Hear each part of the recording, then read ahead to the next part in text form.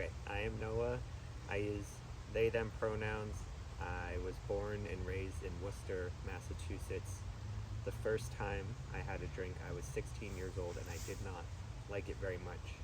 But I have a very vivid memory of being 18 years old and something was not going right in my life, and I had a skeleton um, shaped nip in my hand, and I just remember thinking to myself, if I chug this, would these feelings go away?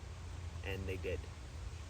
And I was scared at first. I told my mom that I did that, and she just said, you got to be careful. That's 18. I'm 29 now, so I've been living under the influence for about 10 years. During those 10 years, it was a very lonely experience.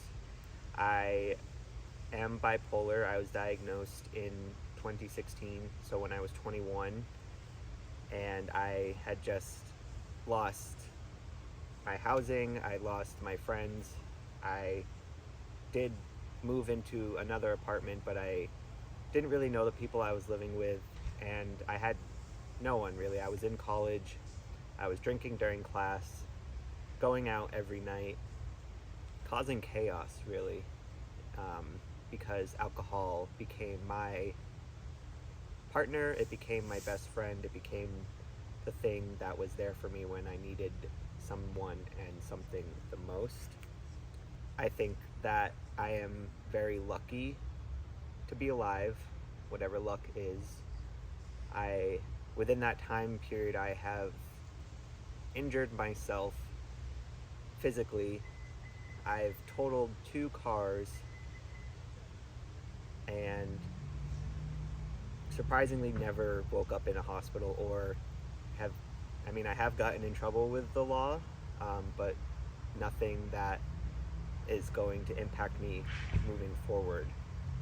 I am no longer friends with people that I was friends with then, not because they were using or they are users, but because I was mean to them and I was destructive, and I ended those friendships because I chose alcohol over them. I was actively making plans to end my life.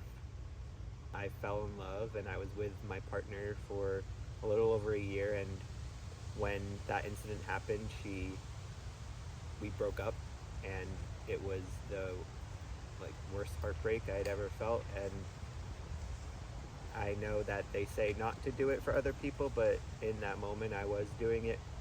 I think I was doing it for myself because I knew that I wanted to be with her.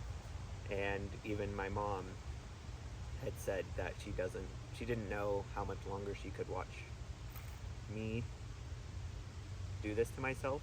So it's kind of like a reality check. But I still have that wonder in the back of my head if this disease is going to be the thing that decides when I do die. I actually had my 90 days this past weekend.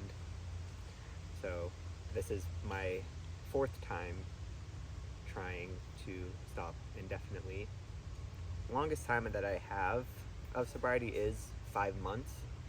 I was in Worcester when I had those 5 months. But the difference now is that I am telling myself I don't want to drink. Back then it was always, I think I might stop drinking now, but I don't know if I will ever stop drinking in my life.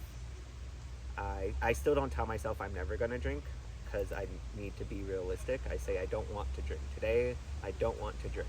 That's what I tell myself. I also am not drinking non-alcoholic beverages. Every time I would try to quit, I would replace that real substance with a fake substance, but I just don't even want to know what the taste is anymore, because it's all encompassing. It's the taste, the smell. That's what kind of turned me on. And so if I am doing that, but I feel like part of me is going to be like, well, okay, when am I going to get the real thing? It's like I'm teasing my addiction with the fake stuff. So that's something that is different that I've noticed has helped a lot. Let's see. Exercising. wasn't doing that, wasn't really replacing the behaviors. I still am doing destructive things, but on a much lower scale. So that just includes eating sweets or sleeping in until 12 o'clock, because I feel like in early sobriety it's hard because our body's so used to doing chaotic things, and to just not allow it that um, in the first year, I think, is hard from my experience.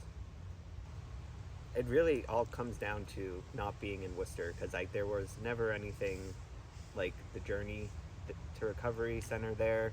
I would try to go to AA, but it was the same shit every single time. Reading from the big book, talking about God. Here it seems more holistic, and I think that's what I and a lot of people need.